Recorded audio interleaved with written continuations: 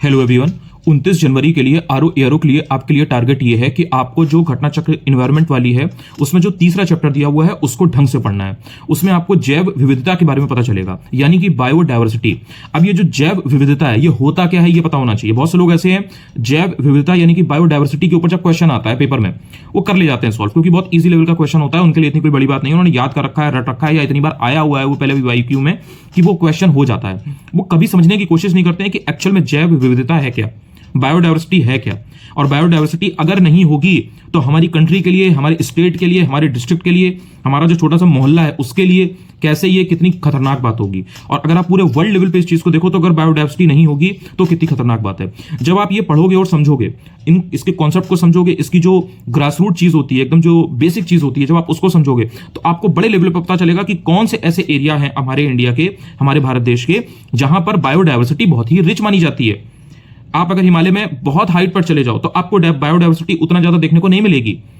ऐसे ही अगर आप एकदम भीड़ जगह पर चले जाओ तो आपको बायोडायवर्सिटी उतना ज्यादा देखने को नहीं मिलेगी। जहां पर ह्यूमन इंटरेक्शन बहुत ज्यादा हो रहा है, ह्यूमन इंटरवेंशन बहुत ज्यादा हो रहा है, वहां पर आपको बायोडायवर्सिटी देखने को नहीं मिलेगी। अभी बीच में अरावली का पूरा इशू चल रहा था, आपने अरावली का इतना हाई तौबा जो भी आपने सुना होगा, देखा होगा। अगर आप एक्चुअल में एक अवेयर सिटीजन हो भारत के, उसमें आप ये समझो कि अगर आपको बायोडायवर्सिटी का कॉन्सेप्ट समझ में आता है तो आप तुरंत रिलेट कर पाओगे कि भाई अगर अरावली के जो जंगल हैं अगर वो हटा दिए जाएं, अगर वो काट दिए जाएं, अगर वो डिफोरेस्टेशन हो जाए तो वहां की जो बायोडायवर्सिटी है उस पर क्या असर पड़ेगा।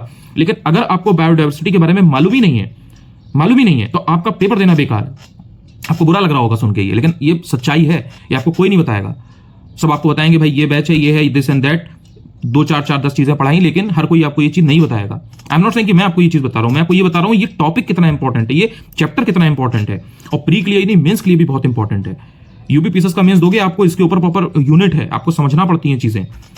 पेपर में क्वेश्चन आए ना आए वो एक अलग बात है, क्योंकि हर चीज तो पेपर में नहीं आ सकती आपके, लेकिन आपको पढ़ के जाना होता है, समझना होता है।